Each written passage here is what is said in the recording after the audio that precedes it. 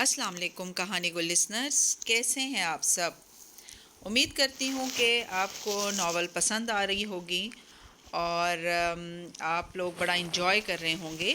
तो please comment में ज़रूर बताइएगा कि आपको हालिम की अब तक की कहानी कैसी लगी। चैनल पर अगर नए हैं तो चैनल को सब्सक्राइब करना ना भूलें और जितना आप कमेंट करते हैं, लाइक करते हैं और सब्सक्राइब करते जाएंगे, उतना ही कहानी को हौसला मिलता रहेगा और वह आपके पास ऐसे ही अच्छे अच्छे नॉवेल्स सामने लाएगी और आपके लिए पढ़कर आपको उससे लुत्फ़अंदोज़ करवाएगी। तो आइए हालिम के नए बाब की तरफ चलते हैं, जो कि है बाब हफ्तुम और जिसका नाम है ताशा पसोना। आइए अपनी कहानी को हम आगे बढ़ाते हैं। उसने ख्वाब में देखा वो एक छोटा सा कमरा है, नीम तारीक, आतिशदान में लकड़ियां जल रही हैं। अलमारी के सामने मुराद खड़ा है, हाथ में एक बोतल है, अंदर पानी की तरह का बेरंग मशरूब है। बोतल के पेंदे में एक सिक्का और डली बैठी है। वो अलमारी का पट खोल के बोतल अंदर रखता है, फिर मुड़ता है तो ठिठक जाता है। वो लड़की चौखट पे खड़ी है, उंगलियां मरोड़ती, खौफ के बावजूद खुद को संजीदा रखे। मुराद तेजी से उसके करीब आता है, पंजों के बल उसके सामने बैठ के उसके दोनों हाथ थाम लेता है। तालिया, मैं जानता हूँ तुम खौफजदा हो, और नहीं तो। वो पुरयकीन अंदाज में सर को नफ़ी में हिलाती, मगर फ़िज़ा में खौफ और परेशानी की खुशबू रची बसी है। और तुम परेशान भी हो। वो उसको सुने बगैर उसकी आंखों में देख के कहे जा रहा है, मगर बुरे दिन जल्द ख़त्म हो जाएंगे, अच्छे दिन करीब हैं। ये शोर कैसा है बापा? अलवर सोंगाई में सरे शाम ही कैसे लोग घुस आए हैं? मुराद गहरी सांस लेता है। ये बुंदाहारा और शहजादी के सिपाही हैं। ये पूरे गांव से शिकारबाजों को गिरफ्तार करके महल के कैद खानों में डाल रहे हैं। उसे अपने अंदर गुस्सा उबलता महसूस होता है। शहजादी इतनी जालिम क्यों है बापा? वो कब तक अलवर सोंगाई के लोगों पर जुल्म करती रहेगी? फिर यकदम वो अपने अंदर खौफ महसूस करती है और ये खौफ उसको चौंका देता है। वो मुराद के हाथों को मजबूती से थामती है। बापा, क्या वो आपको भी गिरफ्तार कर लेंगे? फिर हरासां सी नफ़ी में सर हिलाती है। मैं आपको गिरफ्तार होने नहीं दूंगी। बाहर घर का बैरूनी दरवाज़ा धड़धड़ाता है। मुराद उसका हाथ छोड़ते हुए खड़ा होता है। तालिया, वो आ गए हैं। मेरी बात गौर से सुनो बेटी। वो धीरे धीरे समझा रहा है, मगर दरवाजे पे शोर बढ़ता जा रहा है। सिपाही आवाज़ लगा रहे हैं कि वो महल से आए हैं, मुराद हाजिर हो। वो मुसलसल खौफ और परेशानी से नफ़ी में सर हिलाए जा रही है। तालिया, कौम का रहबर कौम का बाप होता है, इसको कुर्बानी देनी पड़ती है। ये मेरी कुर्बानी का वक्त है, वो मुझे लेने आए हैं। मगर तुमसे मैं इतना चाहता हूँ तालिया कि तुम मेरा एक हुक्म मान लो। वो संजीदगी से कह रहा है। तालिया की आंखें भीगने लगती हैं, मगर वो इस बात में सर हिलाती है। जी पापा, मैं क्या करूँ, मुझे बताओ पापा। ये कुर्बानी तुम्हें अलवर सुंघाई के लोगों के लिए देनी होगी तालिया, और अपने पापा की उठी गर्दन और वकार के लिए दोगी ना? आंसू उसकी आंखों से फिसल रहे हैं। खौफ और बेयकीनी की फिजा, हरासियत और दरवाजे पे होती जोरदार दस्तक। वो यहीं ख्वाब टूट गया था। वो साल था 1459 ईस्वी और सल्तनत थी सरजमीन मलाका की, जो कई रियासतों और मुल्कों से वसी वारिस थी। उसमें कहीं उसमें कहीं वो घना रेन फॉरेस्ट वाक़ था, जिसके अंदर बरसती बारिश अब थम चुकी थी और कीचड़ ज़दा ज़मीन पे वो तीनों चल रहे थे। तालिया की पेशानी खफगी से सुकड़ी हुई थी। तेज़ चलते चलते वो फाते के बराबर पहुंच गई और फिर 2 कदम आगे निकल गई। वान फाते ने एक गहरी नज़र उसकी पुश्त पे डाली। ज़रूरी नहीं है शहजादी वैसी ही हो जैसी तुम्हारे ख्वाब में तुम्हें बताई गई है। तुमने अपनी आंखों से उसे जुल्म करते नहीं देखा, सिर्फ उसके जुल्म के किस्से सुने हैं। तालिया ने चेहरा मोड़ के उसे देखा तो आंखों में गुस्सा था। उसके आदमियों ने गांव में फसाद बर्पा किया हुआ था। वो मेरे बापा को पकड़ के ले जाने वाले थे और उस वक्त बापा ने मुझे एक हुक्म दिया था, यकीनन चाबी के जरिए दरवाज़ा पार करने का। उसकी आवाज़ ऊंचे दरख्तों से टकरा के पलटने लगी। शहजादी ताशा की वजह से मेरा ख़ानदान टूटा और गांव तबाह हुआ, और ये सब 4 दिन पहले हुआ है। वक्त यहाँ रुक गया था। 4 दिन पहले जब हम दरवाज़ा पार करके उधर आए तो उसी दिन मेरे बापा को कैद में डाला गया होगा। 4 दिन से हम अगर इन दरख्तों में भटक रहे हैं तो मेरे बापा कैद खाने में अजियत काट रहे होंगे। क्या ये शहजादी ताशा के जालिम होने के लिए काफ़ी नहीं है? सर ठीक कह रहे हैं चैतालिया। एडम छड़ी से ज़मीन को टटोलता करीब आया। क्या मालूम वो सिपाही शहजादी के ना हो। तारीख की किताबों के मुताबिक बुंदाहारा इंतहाई मक्कार और साजिशी आदमी था, मगर उसकी बेटी تاشا وہ بہت اچھی شہزادی تھی۔ تالیہ لب بیچ کے ایڈم کو دیکھنے لگی جو اس کے کھا جانے والے تاثرات سے بے نیاز بھولے جا رہا تھا۔ البتہ فاتح بس غور سے اس کی پیشانی کی سلوٹیں دیکھ رہا تھا۔ 4 دن سے بد دل نظر آتی تالیہ کے اندر اب چنگاری سی بھر چکی تھی۔ ٹھیک ہے، پرتگالیوں نے تاریخ کی کتابیں جلا دیں، اس لیے ہمیں سلطان مرسل شاہ یا شہزادی تاشا کا ذکر بہت کم ملتا ہے، مگر جتنا ذکر موجود ہے اس کے مطابق وہ ملاقہ کی سب سے خوبصورت شہزادی تھی، اتنی سحر انگیز کہ اس کے سامنے چاند سورج شرما جائیں۔ وہ قدیم کتابوں کے الفاظ یاد کر کے دہراتے ہوئے ارد گرد درختوں کو دیکھ رہا تھا۔ وہ جب محل کی 12 دریوں میں چلتی تھی تو ادب سے لوگوں کی گردنیں جھک جاتی تھیں۔ جب وہ دربار میں آتی تو وزراء، درباری اور غیر ملکی سفیر بے اختیار کھڑے ہو جاتے تھے۔ وہ بولتی تھی تو سلطان دم سادے اس کو سنا کرتا تھا۔ وہ بہت سی زبانیں بول سکتی تھی، تیر اندازی، تلوار زنی، گھڑ سواری، نیزہ بازی، وہ سب جانتی تھی۔ وہ لکھ پڑھ بھی سکتی تھی، رقص اور دوسرے فنون لطیفہ سے بھی واقف تھی۔ چین اور ملاقہ کا کوئی ایسا کھانا نہ تھا جو شہزادی تاشا پکا نہ سکے، کوئی ایسا ٹانکا نہ تھا جس کو وہ کاڑ نہ سکے۔ وہ حرم کی نگران تھی، بندہارا کی سب سے قابل اعتماد مشیر۔ وہ سیاست کے داؤ پیچ سے بھی واقف تھی۔ غرض کیا تھا جو راجا کی بیٹی کو کرنا نہیں آتا تھا، اسی لیے اس کو تاشا پسونا کہا جاتا تھا۔ تاشا پسونا؟ تالیہ نے سرخ پڑتے چہرے کے ساتھ ابرو اٹھایا۔ اس اندیکھی عورت کی اتنی تعریف برداشت نہیں ہو رہی تھی۔ پسونا یعنی انچینٹریس، ساحرہ، جادوگرنی۔ اور یہ ساری باتیں تمہیں کیسے معلوم ہیں ایڈم؟ وہ پھنکاری۔ کیونکہ میں کتابیں پڑھتا ہوں چیتالیہ۔ کیوں، آپ نہیں پڑھتی؟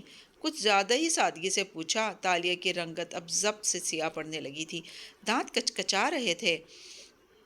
تمہاری تاریخ کی کتابیں جھوٹی ہو سکتی ہیں مگر میرے خواب نہیں۔ وہ ایک ظالم شہزادی ہے اور بس۔ اتنی ساری کتابیں ایک ساتھ جھوٹ نہیں بول سکتی۔ بالآخر فاتح سنجیدگی سے کہتے ہوئے آگے بڑھ گیا تو وہ تڑپ کے اس کی طرف گھومی۔ ایڈم کہہ رہا تھا تو صرف برا لگا تھا، مگر اس کا انداز تو مانو تالیہ بنت مراد کے اندر آگ لگا گیا۔ میرے خواب جھوٹ نہیں بولتے توانکو، میری زندگی کی تباہی کی ذمہ دار آپ کی تاشا پسونا ہی ہے۔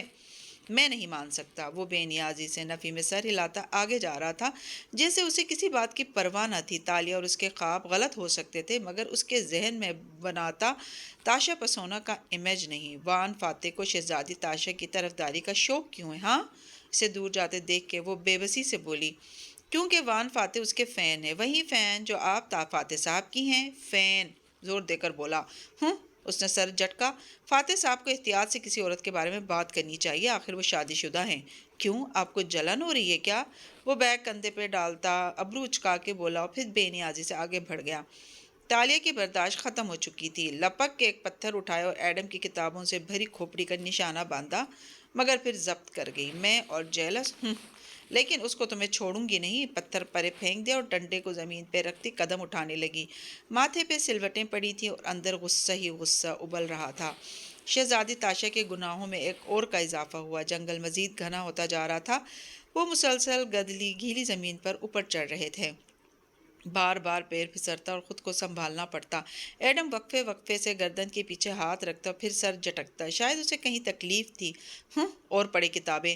Kate burglar? ایک درخت کی طرف اشارہ کرتے فاتح اسے پکارتے ہوئے رکا۔ وہ سفید گدلی شرٹ کے آستین چڑھائے دونوں ہاتھ کمر پہ رکھے ہوئے تھا، گیلے بال ماتھے پہ جمے تھے اور مٹی والا چہرہ اوپر اٹھائے اونچائی کی سمت دیکھ رہا تھا۔ یوں لگتا وہ برسوں سے اس جنگل میں بھٹک رہا ہو۔ جی توانکو؟ وہ ڈنڈا نیچے پھینکتی سامنے آئی۔ گالوں پہ مٹی جمی تھی، الجھی چوٹی کندھے پہ گری تھی اور آنکھوں میں ناراضی تھی۔ اس درخت پہ چڑھو، اوپر آخری شاخ تک، اور وہاں سے دیکھ کے بتاؤ کہ اس جنگل کے پار کیا ہے۔ وہ اوپر دیکھتے ہوئے سنجیدگی سے حکم دے رہا تھا۔ تالیہ نے ہتھیلی سے گال پہ لگی مٹی صاف کی، آستین مزید پیچھے کو چڑھائیں اور تیز قدموں سے درخت کی جانب لپکی۔ وہ 4 دن کی تھکی اور پست حوصلہ تالیہ نہیں تھی، شہزادی تاشا پہ آتا غصہ توانائی دے رہا تھا۔ درخت کانٹوں سے بھرا تھا، سب کچھ اتنا نوکیلا تھا کہ احتیاط سے چڑھنا پڑتا مگر اس کے لیے آسان تھا۔ ہاتھوں پہ اس نے پھٹے کوٹ کا کپڑا لپیٹ لیا اور اوپر چڑھتی گئی، بالکل کسی بلی کی طرح۔ وان فاتح اور ایڈم گردنیں اٹھائے ہاتھوں سے آنکھوں پہ سایہ کیے اس کو دیکھ رہے تھے، یہاں تک کہ وہ اونچے درخت پہ غائب ہو گئی۔ پھر چند منٹ بعد وہ نیچے اترتی دکھائی دی۔ تو کیا دیکھا تم نے؟ کیا ہے جنگل کے چاروں طرف؟ اوہ گاڈ توانکو! وہ درخت سے اترتی آنکھوں میں حیرت اور خوشی سموئے بولی، میں ہمیں غلط فہمی ہوئی تھی، ہم تو 2016 میں ہی ہیں۔ جنگل کے باہر کوالالمپور ہے، 2 میل کے فاصلے پہ مجھے سینٹرل پارک نظر آ رہا ہے۔ ایڈم کا منہ بے یقینی سے کھلا، خوشی سے لبوا ہوئے، پھر ذرا ٹھہرا، فاتح کو دیکھا جو بالکل سنجیدہ تھا۔ ایڈم کی مسکراہٹ سمٹی۔ شک سے تالیہ کو دیکھا۔ آپ جھوٹ بول رہی ہیں؟ ظاہر ہے میں جھوٹ بول رہی ہوں۔ کیوں؟ تم چہرے نہیں پڑھ سکتے کیا؟ ناک سکوڑ کے جتا کے بولی اور اس کی طرف سے رخ پھیر لیا۔ ایڈم پہ گویا اوس پڑ گئی۔ قریباً 1 کلومیٹر کے فاصلے پہ شمال کی طرف یہ رین فارسٹ ختم ہو جاتا ہے۔ وہ اب سنجیدگی سے فاتح کو بتا رہی تھی۔ اس کے آگے درختوں کا سلسلہ ہے، مگر وہ کسی جنگل کے درخت لگتے ہیں۔ وہاں روشنی ہوگی، غذا ہوگی، جانور ہوں گے۔ اس کے علاوہ مجھے کوئی آبادی دکھائی نہیں دی، بس درخت ہی درخت ہیں۔ یعنی ہمیں کل صبح ہوتے ہی شمال کی طرف سفر کرنا ہوگا۔ ایک دفعہ ہم جنگل پہنچ جائیں، آگے کوئی راستہ مل ہی جائے گا۔ وہ پر امید لگ رہا تھا۔ رین فارسٹ اور جنگل میں فرق یہ ہوتا ہے کہ جنگل میں درخت ذرا فاصلے پہ ہوتے ہیں، اس لیے آسمان دکھائی دیتا ہے اور سورج کی روشنی زمین تک پہنچ سکتی ہے۔ یوں زمین پہ پودے اور جھاڑیاں خوشی خوشی نشو نما پاتے ہیں، مگر رین فارسٹ کے درخت اتنے گنجلک ہوتے ہیں اور اوپر جا کے اتنے گھنے ہو جاتے ہیں کہ ان کی کینوپی سی بن جاتی ہے، سبز چھت۔ یوں سورج کی روشنی زمین تک نہیں پہنچ سکتی، اس لیے زمین پہ پودے اور جھاڑیاں بہت کم اگتی ہیں اور درخت بارش کے پانی کے باعث نشو نما پاتے ہیں۔ اکثر بڑے بڑے جنگلوں کے درمیان کچھ حصے پہ ایک گھنا سا رین فارسٹ اگاتا ہے۔ یہ بھی کوئی ایسا ہی رین فارسٹ تھا جو یقیناً کسی بڑے جنگل کے درمیان میں تھا۔ مغرب اترنے میں زیادہ وقت نہیں رہ گیا تھا۔ ایڈم خفا نظر آ رہا تھا مگر اس سے زیادہ تھکا ہوا۔ وہ وہیں ایک پتھر پہ بیٹھ گیا اور پیشانی چھو کے دیکھنے لگا۔ تمہیں کیا ہوا؟ سامنے کھڑے فاتح نے تشویش سے پوچھا۔ توانائی ختم ہو رہی ہے میری، شاید بخار ہو رہا ہے۔ مجھے ڈھال لگ رہا تھا۔ کیوں؟ تم نے اپنی کتابوں میں بخار کے علاج جڑی بوٹیوں سے کرنا نہیں سیکھا؟ وہ پلکیں چپک چپک کے بولی تو فاتح نے ایک برہم نظر اس پہ ڈالی۔ اس کی طبیعت خراب ہے تالیہ۔ افسوس ہوا، مگر فکر نہ کرو، ہم شہزادی تاشا کے پاس پہنچ جائیں تو وہ ایڈم کا علاج کر دے گی۔ بہت ہمدرد اور نیک دل شہزادی ہے نا وہ؟ جی ہاں، اور بہت خوبصورت بھی۔ وہ نقاہت سے چہرہ اٹھا کے بولا۔ 600 سال پرانی شہزادی کے بارے میں کیسے کہہ سکتے ہو کہ وہ خوبصورت بھی تھی؟ 557 سال چیتالیہ۔ نقاہت سے آنکھیں بند کرتے، تنے سے ٹیک لگاتے وہ تصحیح کرنا نہیں بھولا تھا۔ وہ کر کے رہ گئی۔ تاشا، تاشا، اسے اس نام سے چڑ ہونے لگی تھی۔ اوپر درختوں کے جھروکوں سے دکھائی دیتا آسمان تیزی سے اندھیر ہونے لگا۔ یہاں سورج ڈلنے کا پتہ ہی نہیں چلتا تھا۔ آدھے گھنٹے کے اندر اندر گھپ اندھیرا ہو جاتا تھا۔ فاتح اندھیرے کی پرواہ کیے بغیر آگے درختوں کی طرف بڑھ گیا تو ایک تنے کے ساتھ بیٹھی اور تھیلے سے کوکو پھل نکال لیا۔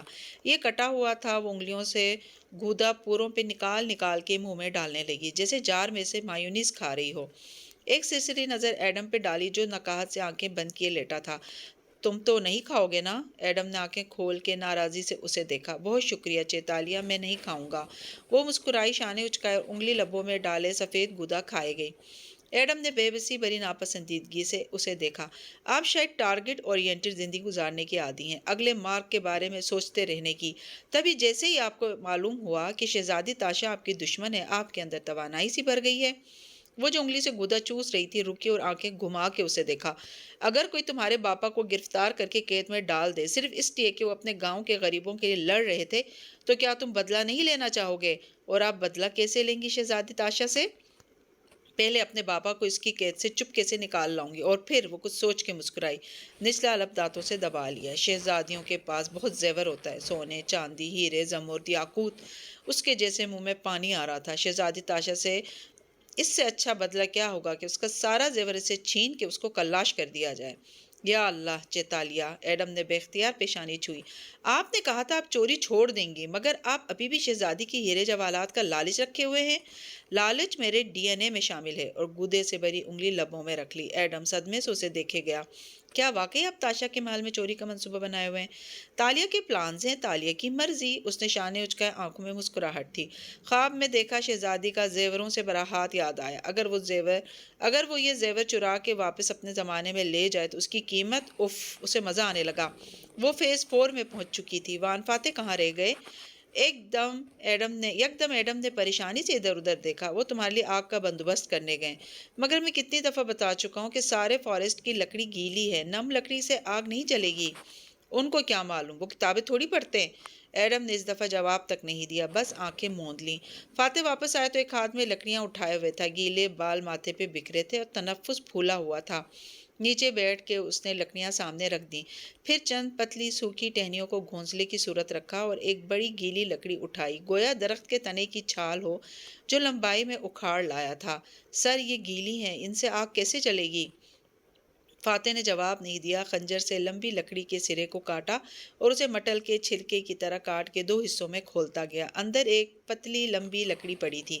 یہ ڈیڈ ووڈ ہے، مردہ خشک لکڑی، اس سے ہم آگ جلائیں گے، بغیر جتائے کہتے ہوئے اس نے مردہ لکڑی سوکھی ٹہنیوں کے ساتھ رکھی۔ ایڈم کی رنگت خفت سے گلابی ہوئی، فوراً تالیہ کو دیکھا جو اسے ہی دیکھ رہی تھی۔ کیوں، تم نیشنل جیوگرافک نہیں دیکھتے کیا؟ آنکھیں چپکا کے سادگی سے پوچھا۔ اس کا جسم پہلے درد سے ٹوٹ رہا تھا، اوپر سے چیتالیہ کی باتیں، وہ سرخ پڑتے کانوں کے ساتھ رخ ہی موڑ گیا۔ جنگل کے اس حصے میں اب خاموشی چھا گئی تھی۔ واحد آواز پرندوں کی تھی یا اس خنجر کی جسے فاتح گیلی موٹی لکڑی پر رگڑ رہا تھا۔ لکڑی کا بھورا سا ٹہنیوں کے ڈھیر پہ گرنے لگا، یہیں سے فونف آگ کو بھڑکانے کے کام آتا تھا۔ جس طرح وہ زمین پہ بیٹھا گردن جھکائے لکڑی چھیل رہا تھا، اس کو دیکھ کے تالیہ کے دل میں افسوس جاگنے لگا۔ آپ نے کبھی سوچا بھی نہیں ہوگا توانکو کہ آپ 600 سال پیچھے چلے جائیں گے۔ 557 سال۔ ایڈم رخ پھیرے بغیر خفگی سے بڑبڑایا۔ میں حال کے بارے میں سوچتا ہوں تالیہ، کبھی آپ مجھے تاشا کہتے تھے۔ وہ مزید اداس ہوئی۔ تب مجھے تم پہ بھروسہ نہیں تھا، اور اب ہے۔ وہ سر جھکائے چاقو لکڑی پہ رگڑے جا رہا تھا، بار بار گیلے بال انگلیوں سے پیچھے کرتا، لیکن وہ پھر سے ماتھے پہ آن گرتے۔ آپ کا چیئرمین کا الیکشن سر پہ تھا، 4 دن سے آپ غائب ہیں، سارا ملک آپ کو ڈھونڈ رہا ہوگا، اور اشر اب چیئرمین بن جائے گا۔ اندھیرے کے ساتھ اس پہ پھر سے کنوتیت طاری ہونے لگی۔ جب ہم واپس جائیں گے تو میں راستہ نکال لوں گا۔ وان فاتح کے پاس ہمیشہ پلان ہوتا ہے۔ 1 منٹ۔ ایڈم نے رخ موڑا۔ چہرے پہ حیرت تھی جو اندھیرے کے باوجود عیاں تھی۔ وقت کا اصول ہے کہ اگر ہم اس میں سفر کریں تو ہماری واپسی تک وہ رک جاتا ہے، یعنی ہم اس کے آگے بڑھنے سے پہلے واپس آ سکتے ہیں۔ ہو سکتا ہے ہمارے پیچھے سن باؤ کے گھر میں وقت وہیں ٹھہر گیا ہو، ہم کئی دن بعد بھی واپس جائیں تو وقت وہیں سے شروع ہو۔ اس کی کوئی گارنٹی نہیں ہے ایڈم، ہمیں ابھی یہ بھی یقین نہیں ہے کہ ہم کس دور میں واپس آئے ہیں۔ مجھے یقین ہے یہ وہی دور ہے توانکو، وہ تیزی سے بولی۔ 4 دن پہلے جب ہم اس جنگل میں آئے، اس سے چند لمحے قبل ہی 11 سالہ تالیہ نے دروازہ پار کیا تھا، وقت ٹھہر گیا تھا، مگر اب 11 سالہ لڑکی کے طور پہ نہیں لوٹی۔ ایڈم بھول کے پچھتایا، وہ تندی سے اس کی طرف گھومی۔ چابی سے وقت آگے اور پیچھے ہوتا ہے ایڈم، ایک پلا پلائے انسان چھوٹا کیسے ہو سکتا ہے؟ سائنس نہیں پڑھی کیا تم نے؟ یا اللہ، ایسے ہی ایک بات کہہ رہا تھا۔ وہ چڑ گیا۔ مستقبل کے بارے میں پریشان ہونا چھوڑو، حال کی فکر کرو۔ وہ اب ٹہنیوں کو جوڑ رہا تھا، پھر اس نے چاقو اور ایک لوہے کا آلہ لاک پک جو تالیہ کے بیگ میں تھا نکالا اور ان کو اوپر تلے رکھ کے رگڑا۔ 1 دفعہ، 2 دفعہ، چنگاریاں نکلتی مگر آگ نہ جلتی۔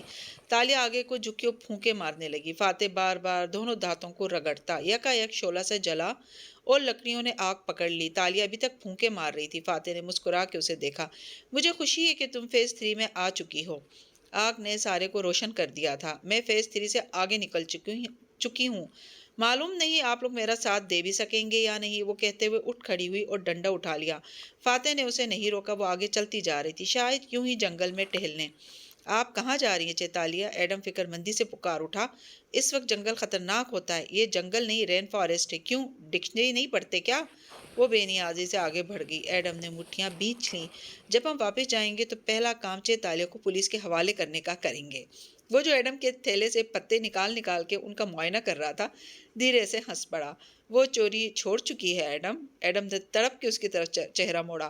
آپ کی اطلاع کے لیے وہ شہزادی تاشا سے بدلے کے طور پہ اس کا زیور چرانا چاہتی ہیں۔ وہ اب بھی چوری کا ہی سوچ رہی ہیں سر۔ ہم اس وقت ایک کرائسس میں ہیں ایڈم۔ آگ کے دوسری جانب اکڑوں بیٹھا، گھٹنوں کے گرد بازو لپیٹے، سنجیدگی سے اسے دیکھتے ہوئے بولا، زندگی کے کچھ کرائسس جنگل کی مانند ہوتے ہیں، اور جنگل میں صرف ایک سمت میں چلا جاتا ہے، ورنہ بھول بھلائیاں مار ڈالتی ہیں۔ تالیہ ان سے دور ڈنڈا زمین پہ مارتی چلتی جا رہی تھی۔ مسکراہٹ غائب تھی، وہ اداس لگتی تھی۔ ہر انسان کرائسس میں مختلف طریقے سے رد عمل دیتا ہے۔ بعض دفعہ اپنے برے وقت کو کاٹنے کے لیے اسے لالچ کا سہارا لینا پڑتا ہے۔ وہ ایک درخت تلے جا ٹھہری اور گردن اٹھا کے اوپر دیکھنے لگی۔ انسان کو ایک فینٹیسی چاہیے ہوتی ہے، کچھ ایسا جس کی تکمیل اس کو متحرک رکھے۔ دنیا والوں کے نزدیک وہ فینٹیسی، وہ ناممکن خواب بری چیز ہو سکتا ہے، لیکن جو انسان اس جنگل میں گھرا ہوتا ہے اس کے لیے واحد روشنی وہی فینٹیسی ہوتی ہے۔ اب وہ درخت کے تنے سے سر ٹکائے کھڑی اوپر دیکھ رہی تھی، آنکھیں اداس تھیں، ہاتھ دل پہ رکھا تھا۔ تو اگر کبھی انسان صرف چلتے رہنے کی غرض سے کسی اچھوتی چیز کی خواہش دل میں زندہ رکھے، کوئی خواب، کوئی فینٹیسی جس کا انتظار، جس کے ملنے کی تمنا اسے امید دلائے اور اس کے قدم مثبت سمت اٹھتے رہیں، تو اٹس اوکے، کبھی کبھی خود کو تھوڑی رعایت دے دینی چاہیے۔ تالیہ نے آنکھیں موند لیں اور دھیمے سروں میں کوئی گیت سا گنگنانے لگی۔ اور کرائسس سے نکل آنے کے بعد وہ عجیب خواہشیں خود ہی غائب ہو جاتی ہیں۔ اس لیے عجیب خواہشوں اور خوابوں پر کبھی نادم نہیں ہونا چاہیے۔ ہم انسان ہیں اور یہ ہماری ضرورت ہے، اس لیے خود کو رعایت دے دیا کرو۔ اب وہ آنکھیں کھولے اوپر درختوں کے سروں کو دیکھتی گنگنا رہی تھی۔ ہاتھ ابھی تک دل پہ تھا۔ رہی تالیہ تو اگر اسے ایسا لگتا ہے کہ بہت سے زیور اسے خوشی دے سکتے ہیں تو اسے اس خیال میں جینے دو۔ اگر یہ خیال اسے جنگل سے باہر لانے میں کامیاب ہو جاتا ہے تو اٹس اوکے۔ مگر وہ مجھے اتنی باتیں سنا رہی ہیں۔ الاؤ کے پار نیم دراز ایڈم خفا ہوا۔ وہ صرف تمہیں تنگ کر رہی ہے۔ مگر کیوں؟ کیا اس کے پاس کرنے کو کچھ اور ہے؟ الاؤ کے پار بیٹھے فاتح نے ابرو اٹھا کے پوچھا تو وہ چپ ہو گیا۔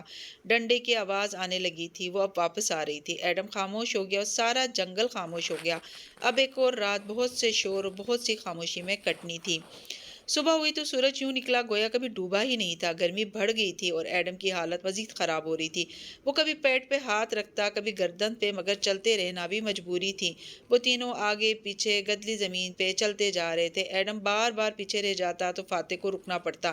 کیا تم کوئی دوا، کوئی بوٹی جانتے ہو جو تمہاری تکلیف رفع کر سکے؟ فاتح اس کے لیے فکر مند تھا۔ میں خود نہیں جانتا سر، مجھے ہو کیا رہا ہے۔ نہیں جانتے تو جلدی چلو پھر، ہمیں دن کی روشنی میں اس رین فارسٹ سے نکلنا ہے۔ وہ ڈپٹ کے کہتی آگے بڑھ گئی تو ایڈم نے جہاں دکھ سے اسے دیکھا وہیں فاتح کا دماغ کھول اٹھا۔ وہ بیمار ہے تالیہ، آواز میں غصہ اور گرج تھی۔ وہ رکی اور گردن موڑ کے بے نیازی سے ان دونوں کو دیکھا۔ ایڈم بیمار نہیں ہے، اب جلدی چلیں، اور سر جھٹک کے آگے بڑھ گئی۔ فاتح ضبط کر گیا، پھر ایڈم کے کندھے کو تھپکا۔ ہمت کرو۔ ایڈم نے اس بات میں سر ہلایا اور قدم اٹھانے لگا۔ قریباً 2.5 گھنٹے گزرے تھے جب چلتے چلتے ایک دم ڈھیر ساری روشنی نظر آئی۔ سب سے آگے چلتی تالیہ ٹھہر گئی، آنکھیں پھٹی کی پھٹی رہ گئیں۔ پھر وہ تیزی سے اس طرف دوڑی۔ درخت ختم ہو گئے تھے، باہر گھاس تھی، سبز چھت کی حدود بھی ختم ہو گئی، جیسے کوئی طلسم سا ٹوٹا تھا، قید ختم ہوئی تھی۔ اس نے بے یقینی سے سر اٹھایا۔ اوپر کھلا آسمان تھا، صاف سنہری آسمان جہاں سورج چمک رہا تھا۔ وہ دونوں بازو پھیلائے بے یقینی سے ایڑیوں پہ گھومی، گول گول۔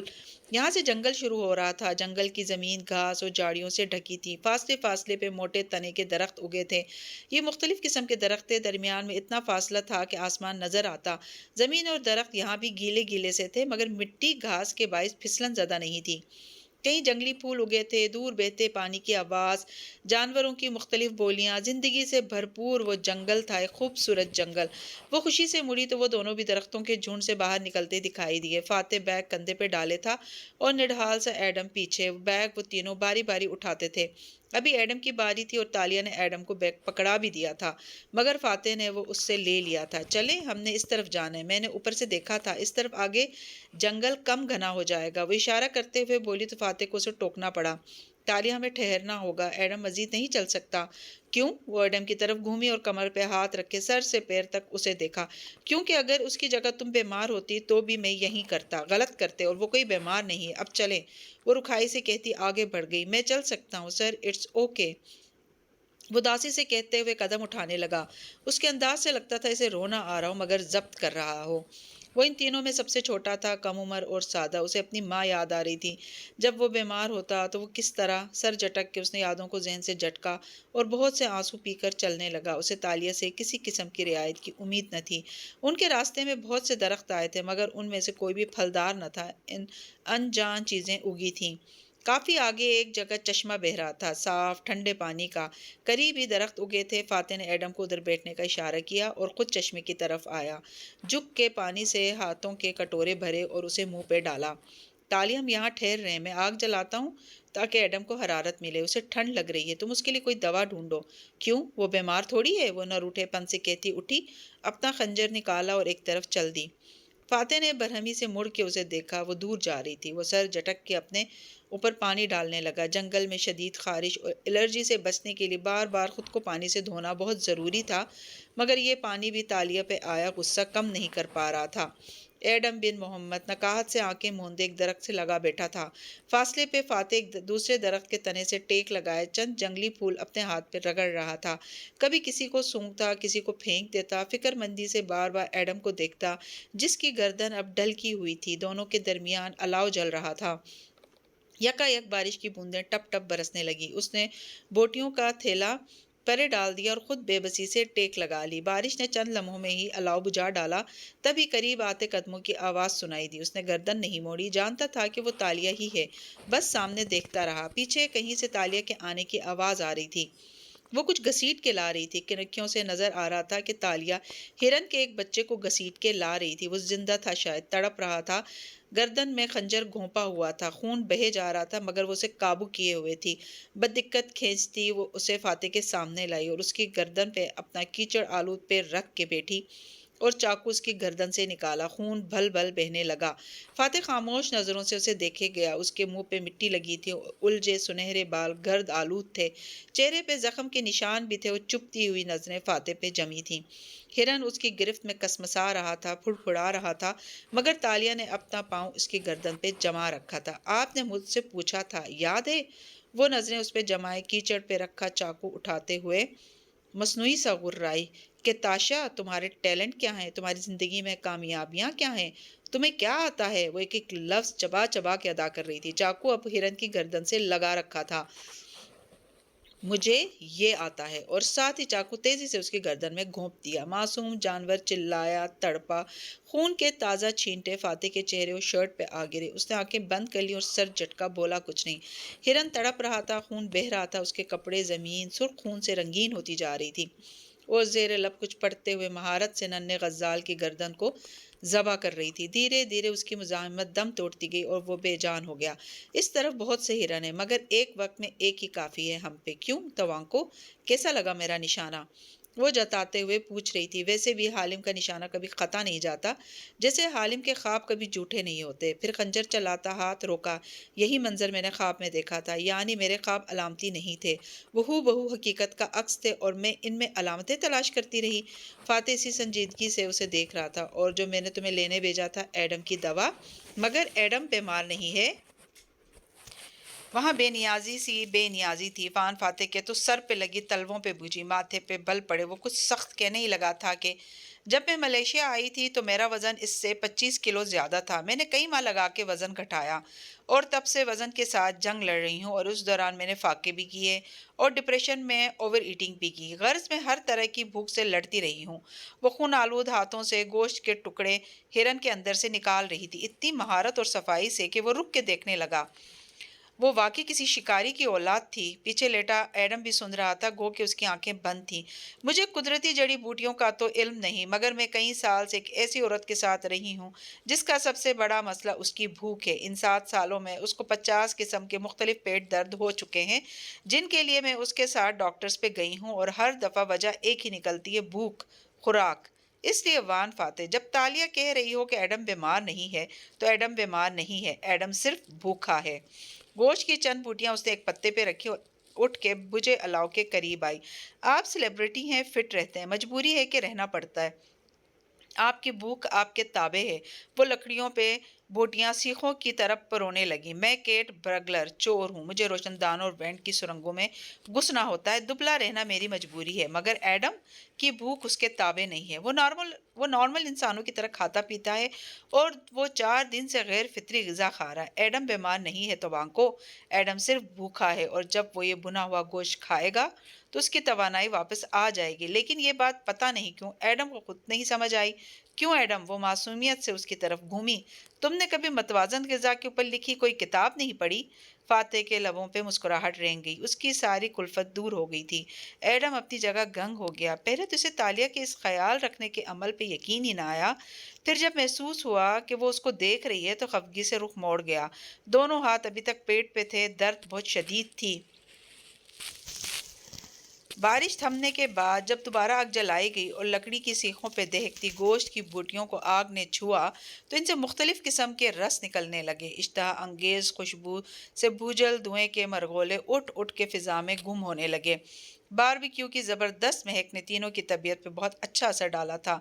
इतने दिन बाद, इतनी भूख काटने और अजियतें उठाने के बाद भुने गोश्त की वो महक, एकदम माहौल खुशगवार हो गया था। और फिर महक से भूजल धुआं ऊपर फिजा में गुम होने लगा। मगर क्या वो वाकई गुम हो रहा था, या वो मुख्तलिफ सिमतों में फैलता जा रहा था? जंगल से लड़ाई नहीं लड़ी जाती, क्योंकि जंगल जिंदा होता है, और जंगल में इंसान का पता उसकी आवाज़ और चाप से पहले उसकी खुशबू दे देती है। ये खुशबू خوشبو उनकी जंगल में पहली संगीन गलती थी। दोपहर अब ठंडी हो चुकी थी। जंगल के इन खूबसूरत दरख्तों के बीच वो तीनों अलाव के गिर्द बैठे थे। एडम अपने पत्ते पे रखा बुने गोश्त का टुकड़ा शौक से खा रहा था, अलबत्ता वो खामोश था। फातिह खाते हुए कभी उसको देखता और कभी तालिया को। तालिया जो खामोश हो ही नहीं रही थी।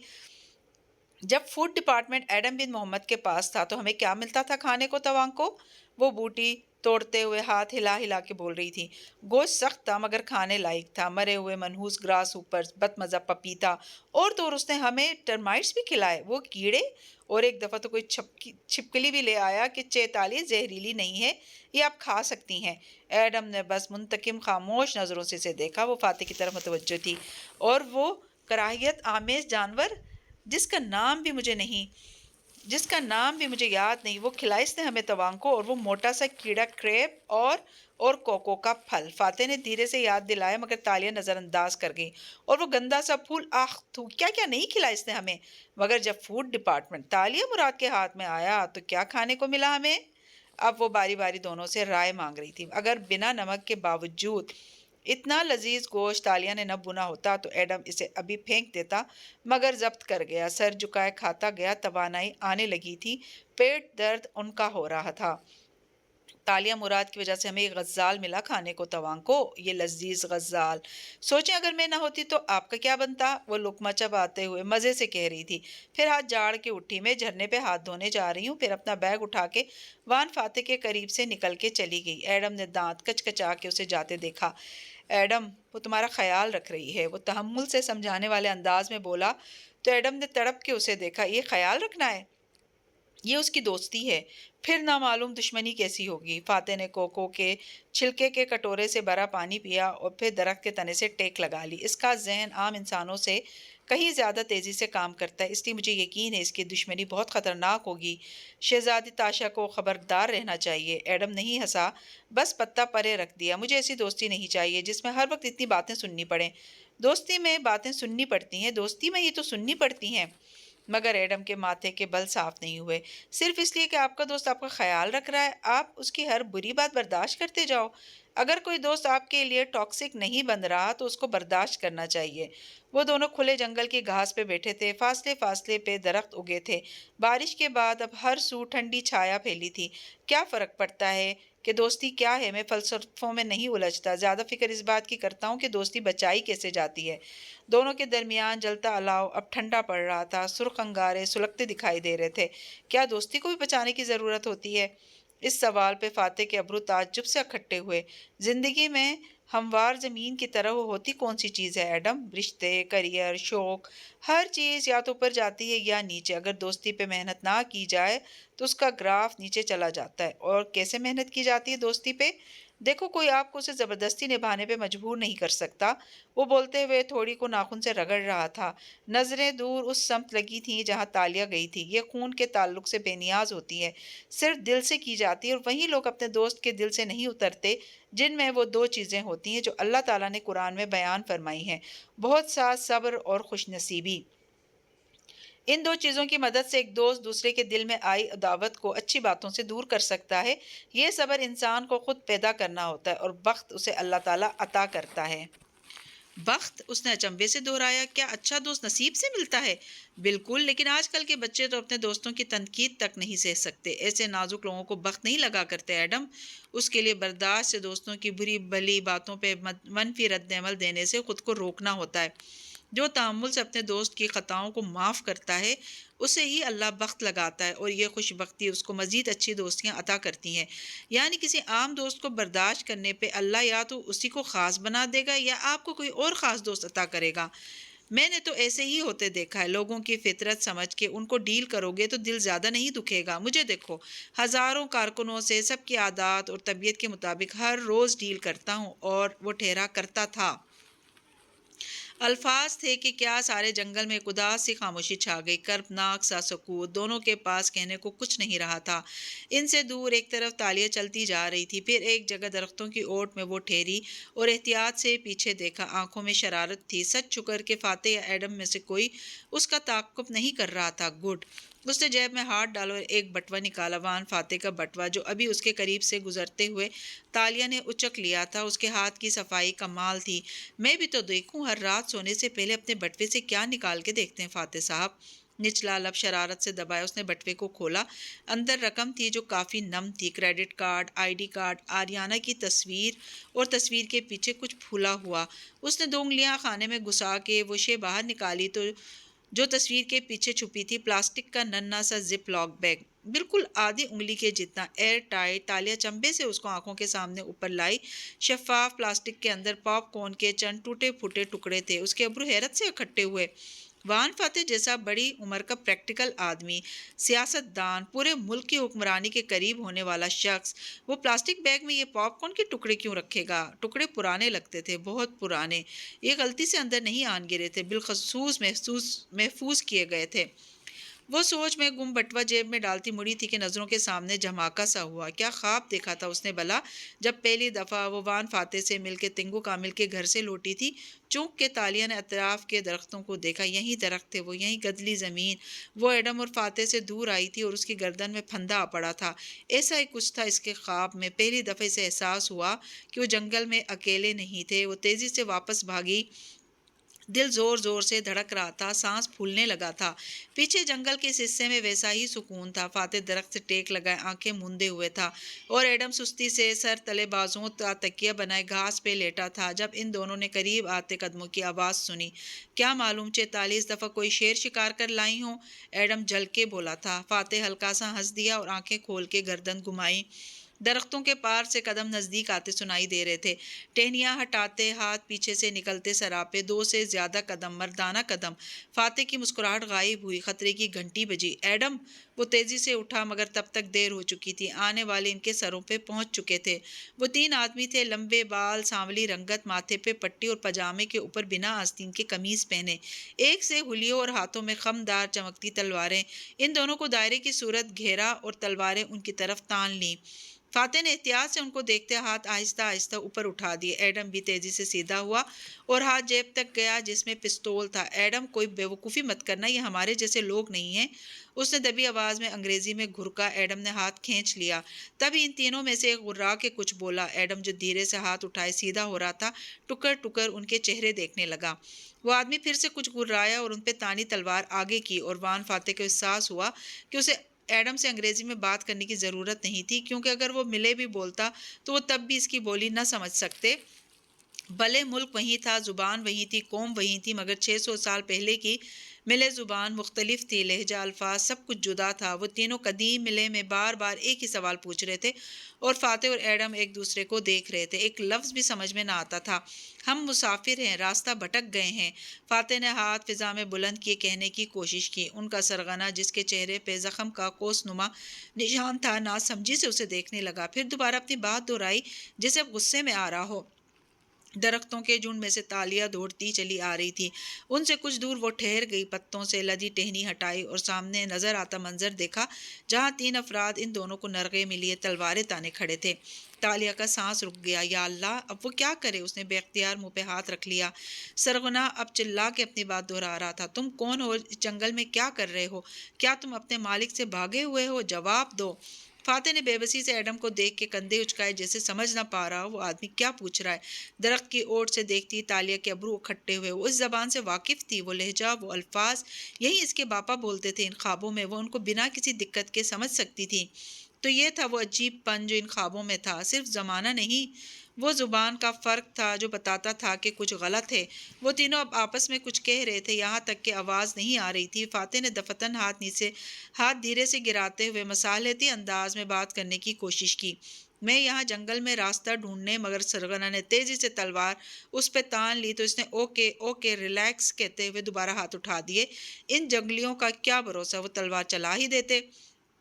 तालिया ने जेब से खंजर निकाला और एक आंख बंद किए ताक के निशाना बांधा, सरगना के एक कंधे का निशाना। फिर महारत से खंजर वाला हाथ फिजा में बुलंद किया और किसी ने पूरी कुव्वत से उसके सर की पुष्ट पे जर्ब मारी थी। उसका हाथ फिजा में ही रह गया, खंजर फिसल के नीचे जा गिरा और उसे अपना वजूद किसी कटी टहनी की तरह जमीन में गिरता महसूस हुआ। अंधेरा, गुप अंधेरा। वो आंखें खोलने की कोशिश कर रही थी मगर दर्द की शिद्दत से वो खुल के नहीं दे रही थी। सर किसी लकड़ी से टिका रखा था और जिस्म हवा में झूल रहा था, गोया वो किसी चलती चीज पे सवार हो और सवारी तेजी से रास्ते पे आगे बढ़ रही हो और उसका जिस्म साथ साथ हिल रहा हो। हल्के हल्के झटके। उसने पलकें बददिक्कत खोली, जरा सी जरी से रोशनी नजर आई, फिर वो बोझ से वापस गिर गईं।